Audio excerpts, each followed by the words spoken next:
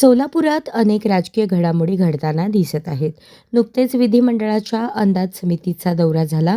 या समितीने 3 दिवस बैठका आणि काही ठिकाणी भेटी देऊन आपला अंदाज घेत दौरा संपवला. माध्यमांना मात्र त्यांनी कोणतीही माहिती दिली नाही. दौरा संपलेल्या दिवशी शासकीय विश्रामगृहावर खासदार ज्योती वाघमारे यांनी बैठकीला आलेल्या सर्व आमदारांचा सोलापुरी पद्धतीने सत्कार केला. यावेळी महापालिकेचे गटनेते अमोल शिंदे उपस्थित होते.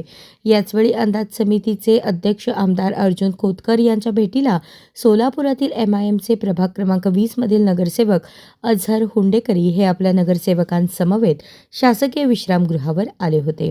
गटनेते अमोल शिंदे यांनी व त्यांच्या सहकारी नगरसेवकांनी खोतकर यांच्याशी भेट घालून ओळख करून दिली. यावेळी हुंडेकरी यांनी खोतकर यांना निवेदन देत चर्चा केली. प्रभाग क्रमांक 20 मध्ये रस्त्याच्या अनेक समस्या आहेत.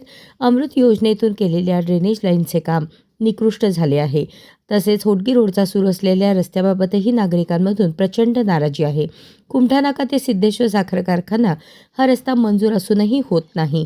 या प्रकरणी आपण अंदाज समितीचे अध्यक्ष खोतकर यांना निवेदन देऊन चर्चा केल्याचे खांडेकर यांनी सांगितले.